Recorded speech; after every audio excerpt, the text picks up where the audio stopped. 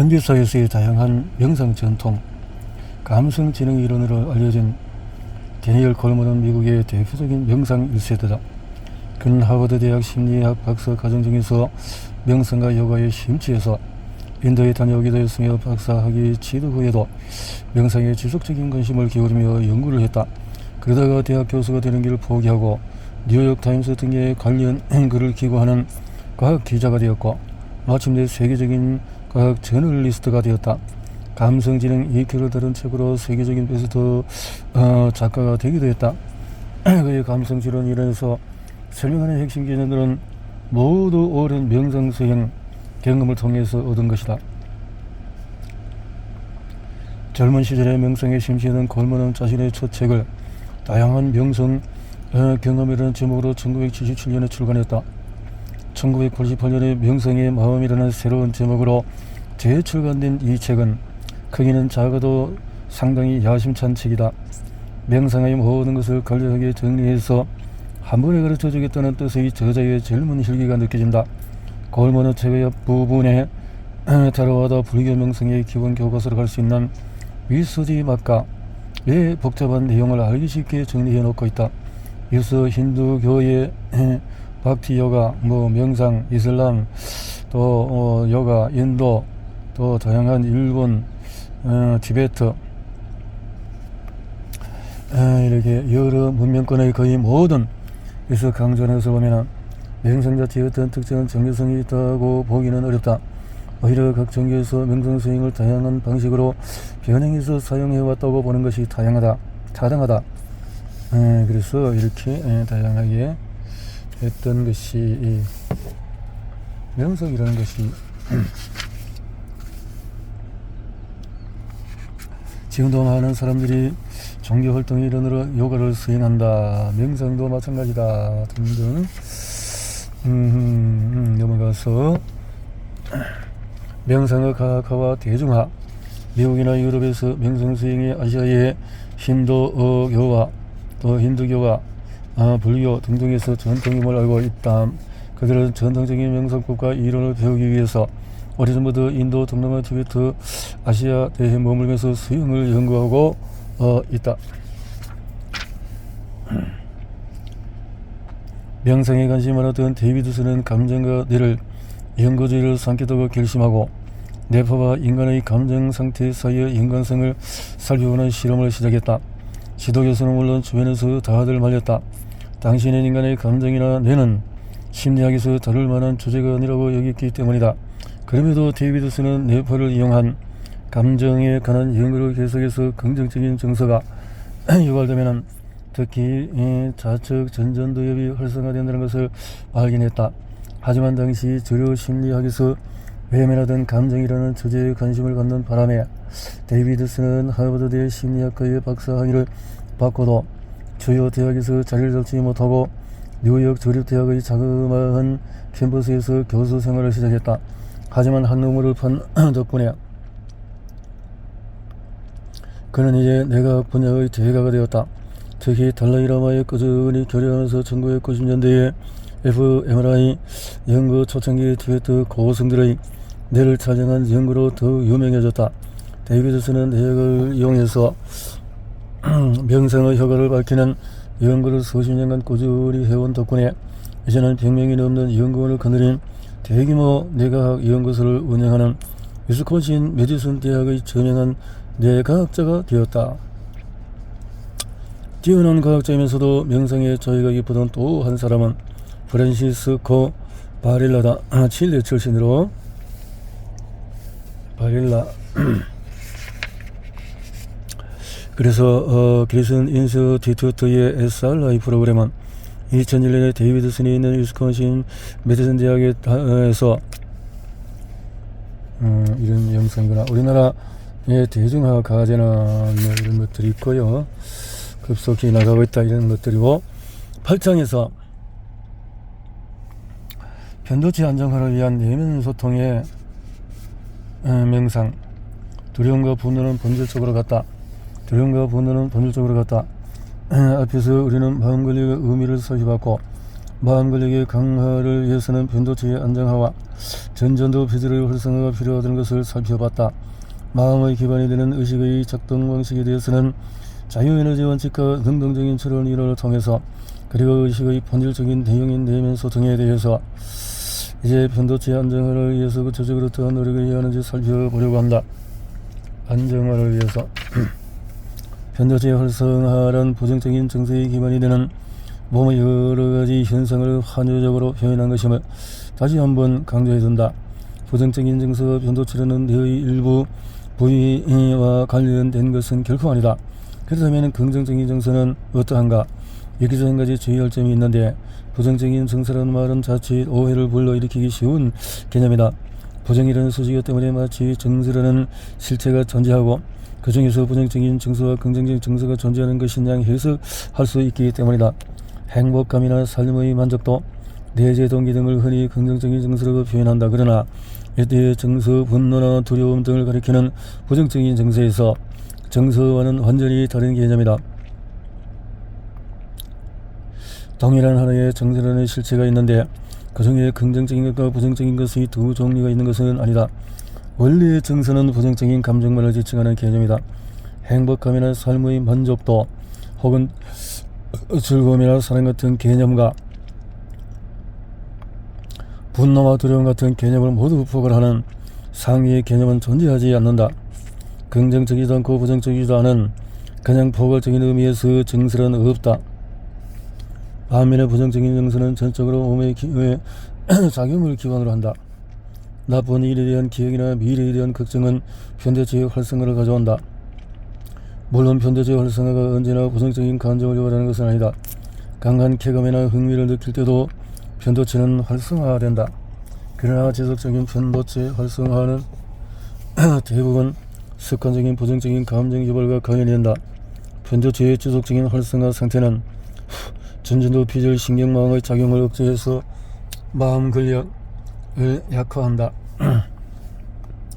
마음 근력 강화를 위해서는 우선 변도체를 안정하는 훈련을 통해서 부정적인 감정이 유발되는 습관을 잠재우고 감정 인지 및 감정 조절 능력을 키워야 한다. 변도체 안정화를 통해서 부정적인 감정을 가라앉힌다고 할 때 과연 어떠한 부정적인 감정을 말하는 것일까? 흔히 부정적인 감정에는 분노나 짜증, 불안감이나 두려움, 역겨움, 좌절감, 우울감 등이 종류가 있다고 알려져 있다. 그러나 내가 들어볼 때 부정적인 감정은 단 하나뿐이다. 하나의 실제로부터 여러가지 부정적인 감정이 느껴지는 것이다. 가랑비, 보슬비, 소나기, 장밋빛 등은 이름만 다를 뿐 근원적으로는 모두 비인 것은 마찬가지다. 시간당 얼마나 내리는 것이 가랑비이고 소나기인지도 정확하지 않다. 우박, 한방는, 쌀기는, 진눈깨비 등도 불리는 이름이 다를 뿐 모두 눈이다. 하늘에서 내리는 물이라는 점에서 근원적으로 같다. 바람도 마찬가지로 봄바람, 산들바람, 강풍, 태풍, 겨울의 바람 등의 다양한 이름으로 불리지만 본질적으로는 모두 공기의 흐름이다. 감정 역시 마찬가지다. 감정에는 긍정적인 것과 부정적인 것이 따로 있지 않다가 부정적인 감정에 다양한 실체가 있는 것도 아니다. 감정의 실체는 부정적인 감정 단 하나뿐이고 그것의 본질을 두려움 하나뿐이다. 두려움에서 좌절감과 우울감이 오고 분노와 공격, 성향이 나온다. 불안감은 여러가지 다양한 형태로 나타나는 모든 부정적인 감정의 근원이다. 두려움과 분노가 별개의 실체인 양 개념화하고 연구하는 것은 마치 가랑비와 소나기를 별개의 실체인 양 다루는 것과 마찬가지라고 할 수 있다. 감정을 말하자면 강수량에 해당하는 개념이다. 강수량의 원인과 결과에 대해서 면밀한 연구를 해야 함에도 불구하고 전통적인 심리학은 통속 심리학에서 분노, 슬픔, 두려움, 역겨움 등의 감정 개념들을 그대로 가져다가 마치 그러한 감정들이 과학적인 실체가 있는 것처럼 오랫동안 연구해왔다. 리사 펠드먼 베럿 교수의 주장대로 이제 감정에 관한 연구는 뇌의 기본 작동 방식에 대한 연구 결과들을 바탕으로 기업적인 방법으로 접근해야 한다. 베럿 교수에 따르면 분노, 슬픔, 공포, 역겨움 등 전통적인 감정의 종류나 개념하는 일상적인 언어나 문화에서 비롯된 것이지 과학적인 근거가 있는 것은 아니다. 내가 의한 것들도 전통적인 의미에서 분노, 두려움, 역겨움 등의 감정은 과학적인 근거가 있는 실체가 아니라는 입장을 견지하기 시작했다. 모든 감정의 본질은 두려움이다. 따라서 감정 조절 장애의 문제나 습관적인 부정적인 정서에 유발한 문제는 모두 두려움에서 벗어남으로써 해결될 수 있다. 마음 근력을 강화한다는 것은 모든 두려움에서 벗어나 불안함이 없는 상태에 가까워지는 것이다. 특히 실패에 대한 두려움이 사라질수록 중요한 마음 근력 중 하나인 회복 탄력성이 강해진다.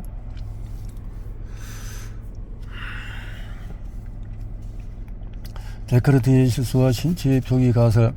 감정이 몸의 여러 상태에 의해서 결정되며 의사결정 등 인지 과정에도 영향을 미친다는 사실을 체계적으로 일어나는 사람은 뇌과학자 안토니오 다마지오이다. 그는 신체의 지표 가설을 통해서 인간의 감정은 몸의 특징적인 변화를 통해서 인지된다는 이론을 발표했다. 변도체가 활성화되는 것은 변형계에서 일어나는 이름으로 인간의 의식이 직접 인식하지는 못한다.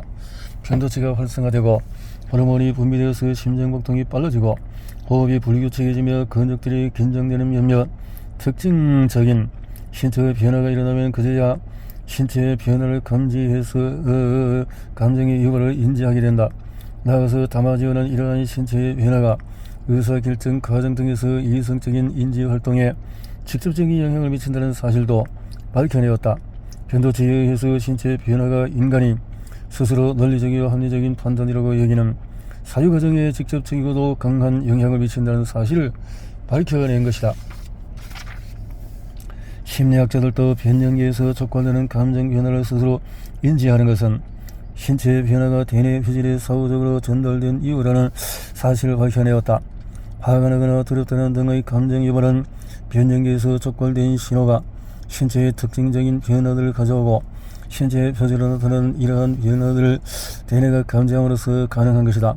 우리 의식이 스스로 특정한 감정 상태를 인지하는 것은 따라서 변형계가 특정한 흥분 상태에 돌입해 신체의 변화가 생겨난 이후에 저 0.5초가량 지난 다음이다.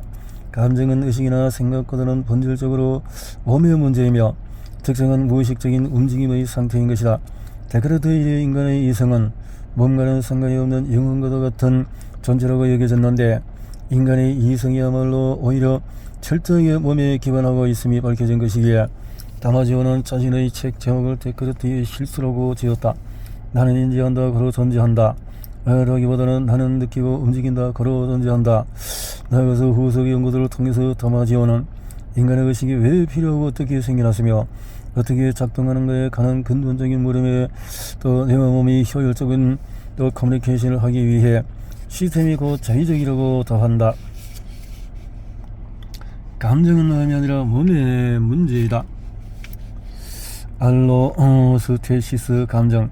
감정이 유발되는 기본적인 과정에 대한 보다 깊은 이해를 위해서 알로스테시스의 개념을 살펴보자.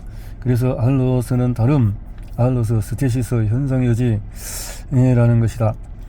수십 년 전부터 알로테시스 개념을 수정해온 피터 스달링 항상성이라는 개념은 생명현상과 어울리지 않는다고 비판한다. 신체 조절 적용의 근본 목적은 신체 내부 환경의 지속적인 항상성을 유지하는 데 있는 것이 아니라 신체 내부의 환경을 끊임없이 변화시켜서 생존과 번식을 잘하도록 하는 데 있다는 것이다. 항상성을 유지한다는 것은 피드백을 통해서 원래 상태에서 벗어나는 차이점을 줄여나가는 것을 의미하는데 이러한 원성회복의 조절 작용만으로 생명체가 살아가기가 부족하다.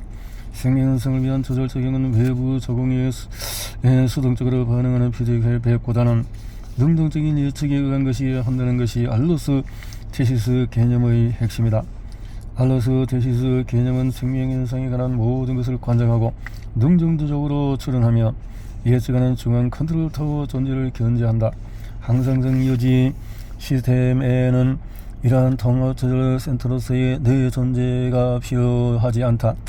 예컨대 실내 온도를 일정하게 유지하는 자동 온도 조절 장치는 현재의 온도만 감지해서 미리 설정된 온도를 벗어나는 경우에만 냉방 혹은 난방 기능을 자동으로 가동할 뿐이다.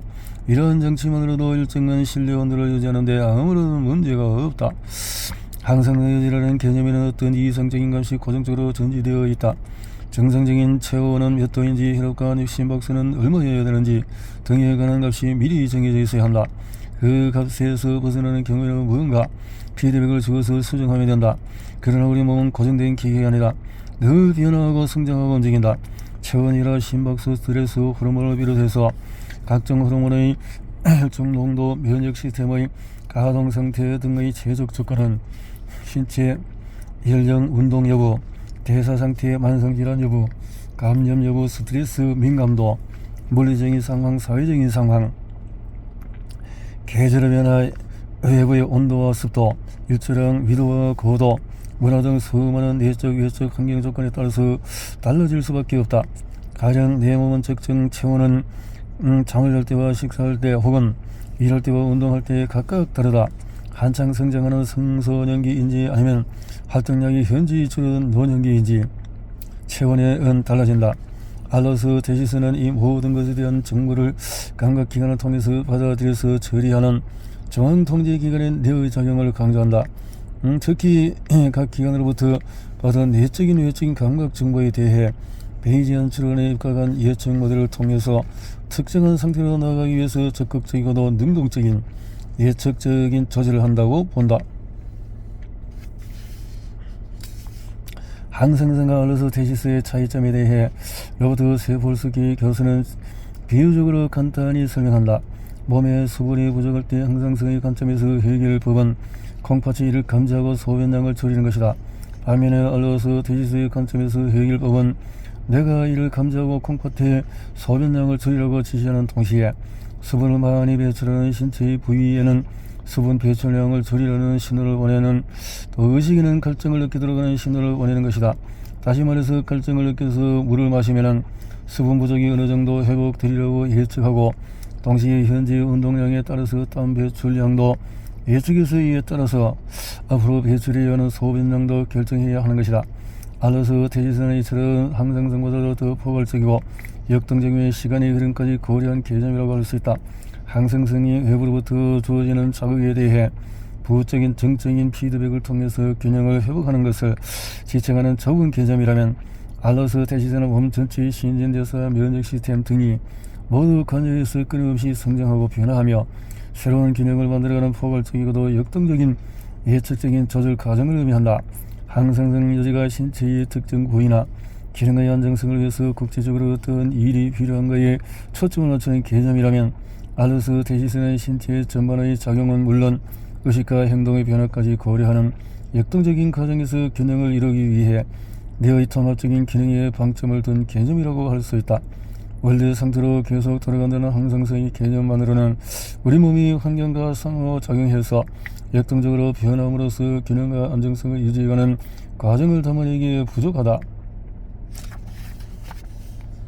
항상성의 관점에서 벗어나서 알로스테시스의 관점에서 우리 몸과 뇌의 작용을 파악하게 되면 질병에 대한 치료의 관점도 달라지기 마련이다. 항상성 여지의 관점에서 질병을 바라보면 특정한 신체의 기능이나 기능 이상에 초점을 맞춰서 그것을 원래 상태로 돌려놓기 위해서 개입을 하게 된다. 하지만 알로스테시스의 관점에서 질병을 바라보면 몸의 전체적인 변화를 통한 안정성 획득을 추구하게 된다. 스털링은 정신 환자에 대한 약물 치료가 원래 상태로의 회복이라는 잘못된 전제를 바탕으로 한다는 점을 비판한다. 대부분 정신질환자의 신경망 작동 기질을 보면 그 자체로는 별 이상이 없는 경우가 대부분이다. 신체의 모든 기능을 통제하고 조절하는 것은 뇌이다. 우리의 의식은 예측 오를 상태를 불편하고 불쾌한 어떤 느낌으로 받아들이는데, 그래야 그 상태를 그냥 두지 않고 신속하게 수정할 수 있기 때문이다. 내부 감각에 대한 능동적인 추론과 결과에 대해서 능동적인 추론과 예측을 통해서 내적 환경을 조절하는 것과 내적 환경을 표상하는 것은 신경 시스템의 핵심 기능이다. 이런 과정에서 중요한 역할을 하는 것은 섬유입니다. 능동적인 추론 과정을 통해서 주로 미주신경을 통해 심장, 내장, 호흡기관으로부터 올라오는 내부 감각 신호는 섭렵을 거쳐서 여러 부위로 전달된다. 의식 저 아래에서 작동하는 내부 감각 중에서 섭렵에서 처리해서 그 중에서 일부가 전전도 피질에 전달됨으로써 의식에 떠오르게 된다. 베레스 하면은 감정이란 우리가 살아가기 위해서 세상을 구성해내는 방식 그 자체이지 세상에 대해서 단순한 반응이 아니다.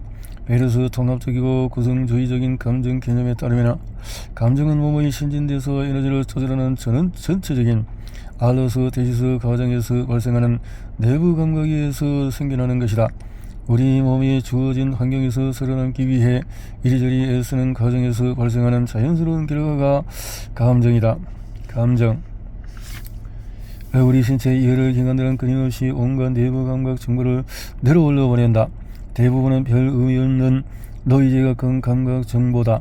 뇌의 등장적인 예측 시스템이 하는 일 중에서 하나는 무의미한 감정 정보를 가려내어서 이를 무시하는 것이다. 베레스에 따르면 불안장애나 우울증 등 감정 조절 장애를 겪는 환자들은 신체의 특정 부위에서 올라오는 일상적인 노이즈에 가까운 별 의미도 없는 감각 정보를 불안감이나 불쾌감 등의 감정으로 끊임없이 해석해낸다. 예측 오류 시스템이 이러한 장애를 겪게 되는 원인에는 물질 대사나 면역 시스템의 문제 혹은 호르몬이나 신경전달 물질의 불균형 등 다양한 생리학적인 이슈가 있을 수가 있다. 인지치료가 감정 조절에 도움을 주는 이유는 이런 예측 오류를 수정하는 데 도움을 주기 때문이다. 자신이 느끼는 감정이 어떤 것인지를 잘 구분하고 인지하는 사람일수록 감정 조절 능력이 뛰어나다. 습관적으로 부정적인 정서가 유발된다면 마음 근력이 약한 상태로 봐야 한다. 특별한 이유 없이 공포 반응에 휩싸이거나 불안한 마음이 계속되거나 자주 분노가 솟구친다면 몸에서 올라오는 내부 감각 신호를 처리하는 능동적인 추론 시스템에 문제가 생겼을 가능성이 크다. 그러면 이제 이러한 문제를 내면 소통 명상을 통해서 어떻게 바로잡을 수 있을지 좀 더 자세히 살펴보도록 하자. 마음 근력을 강화하는 내면 소통 명상은 들음과 분으로는 부정적 정서로부터 영원히 벗어날 수 있는 계기를 마련해 줄 것이다. 이를 위해서 먼저 감정과 통증기 내 능동적인 추론 과정을 통해서 생겨난다는 사실을 이해할 필요가 있다.